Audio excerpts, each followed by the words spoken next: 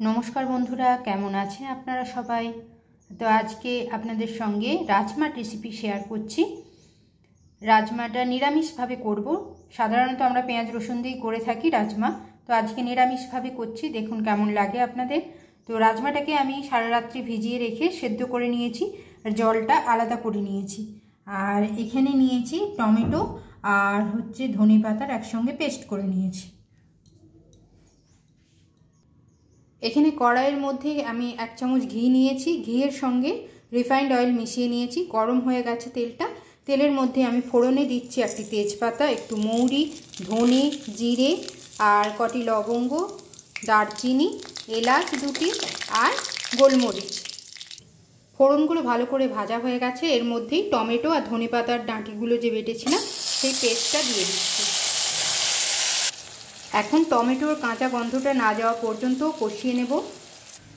যতক্ষণ ওদিকে টমেটোটা ভাজা হচ্ছে ততক্ষণ এখানে একটা মশলা তৈরি করে নেব। নিয়েছি আদা বাটা, হলুদ গুঁড়ো, ধনে গুঁড়ো, জিরে গুঁড়ো, কাশ্মীরি লঙ্কার গুঁড়ো আর লঙ্কার গুঁড়ো। এটাকে জল দিয়ে পেস্ট বানিয়ে নেব।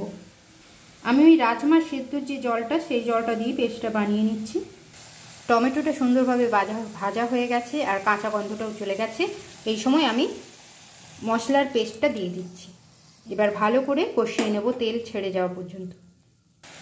নিরামিষভাবে রাজমা করার সময় মশলাটা যদি ঠিক করে কষানো না হয় তাহলে রাজমার সেই টেস্টটা পাবেন না। তো সেই জন্য ভালো করে কষাবেন। যতক্ষণ না তেল বেরিয়ে আসছে মশলা থেকে ততক্ষণ ভালো করে কষিয়ে নেবেন। আর গ্যাসটা একদমই মিডিয়ামে রাখবেন যাতে মশলাটা নিচ থেকে পুড়ে না যায়। মশলাটা প্রায় কষানো হয়ে এসছে। এই সময় আমি দিয়ে দেবো কসুরি মেথি। একবার ভালো করে নাড়াচাড়া করে দেবো। মশলাটা প্রায় আমার হয়ে এসছে, আর একটু বাকি আছে, আর একটু কষিয়ে নেব।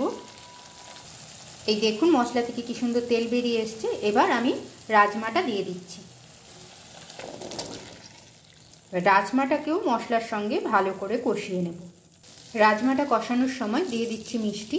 আর রাজমাটা আমি নুন দিয়ে সেদ্ধ করেছিলাম, নুন আর একটুখানি খাবার সোডা, যাতে তাড়াতাড়ি গলে যায় রাজমাটা। রাজমাটা বেশ কিছুক্ষণ ধরে মশলার সঙ্গে মিশিয়ে কষিয়ে নিয়েছি। এবার আমি রাজমা সেদ্ধ করেছিলাম যে জলটা আলাদা করে রেখেছিলাম সেই জলটি দিয়ে দিচ্ছি। একবার নাড়াচাড়া করে নেব, দিয়ে ফুটতে দেব।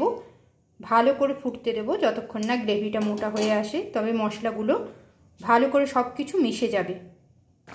রাজমাটা আমার হয়ে গেছে। নামানোর আগে দিয়ে দেব গরম মশলা, মিশিয়ে নেব।